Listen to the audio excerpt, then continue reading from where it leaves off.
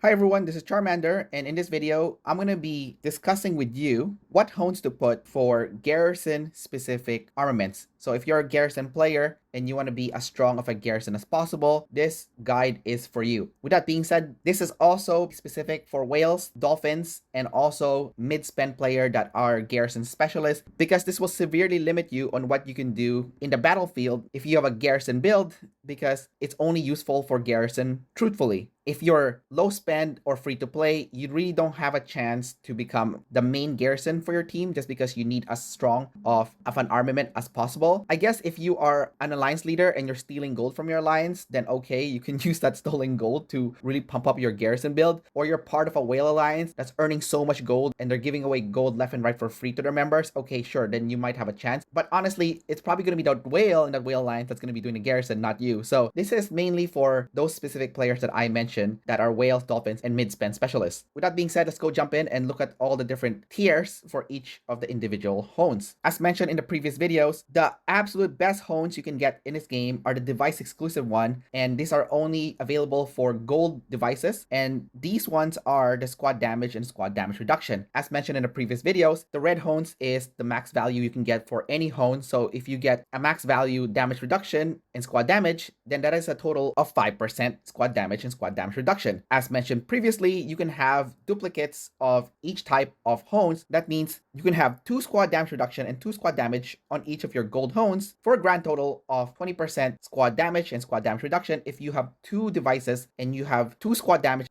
reduction hones placed in them. The other S tier hone is going to be the 5th slot of a device or the 5th slot of a superb armament, in which case you get an extra ability. Now, this 5th hone is technically a red hone, so you are competing with the other available hones here that could potentially become red. That is why it's extremely rare to get this hone, and people have to do the honing challenge to get the double red vial in order to guarantee the rare hone on the 5th slot of a superb armament or device. Next, we're going to cover the A plus and A tier hone, and that's going to be the infantry, rider, or range squad lethality and squad block, as well as the general squad lethality and squad block hones. As mentioned in the previous videos, the higher the lethality, the higher the damage dealt. When your lethality is greater than the enemy's block, additional damage will be dealt. The higher the block, the lower the damage received. When your block is greater than the enemy's lethality, your squad receives less damage. And the biggest benefit of this is there is no diminishing returns, unlike squad attack and squad defense. So you can put duplicates of each of them in your armaments and it would make your heroes really strong. So for example, for me, I'm a ranged player, so technically I can do 2 ranged lethality and 2 ranged squad block, and that's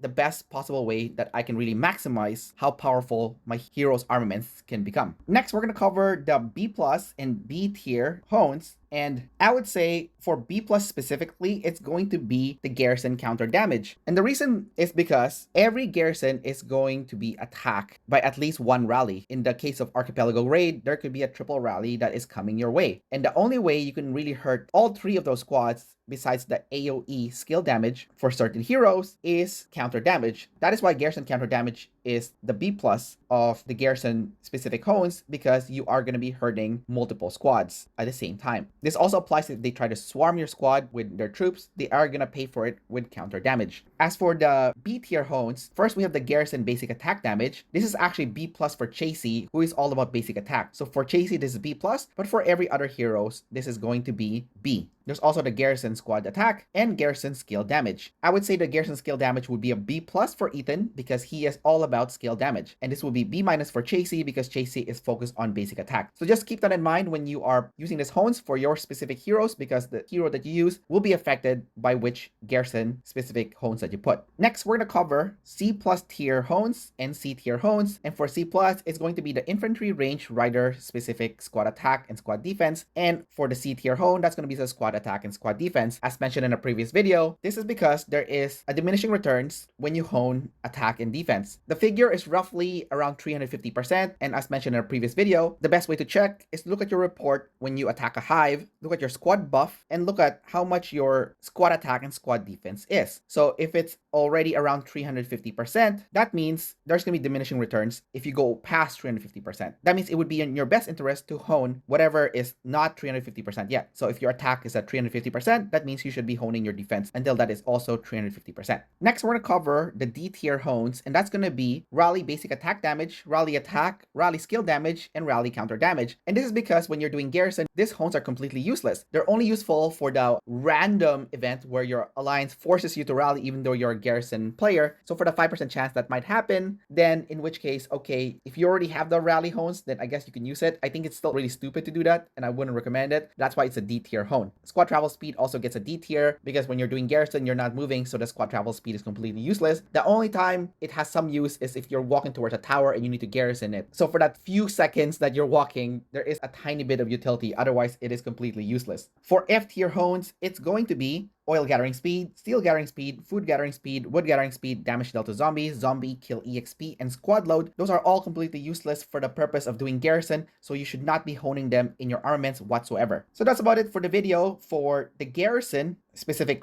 hones on your armaments. Again, ultimately doing this kind of honing will make you a stronger Garrison player, but you are sacrificing the ability to rally or fight on the field. So this is only for people that can afford it, which is going to be the whales and the dolphins. Some players, they only like to do one specific role in the game. So if you are a specialist and you are mid-spend, then okay, you can have a Garrison specific armament set because that's the kind of playstyle that you prefer to have. Don't forget to like and subscribe, and I will see you next time. Bye-bye.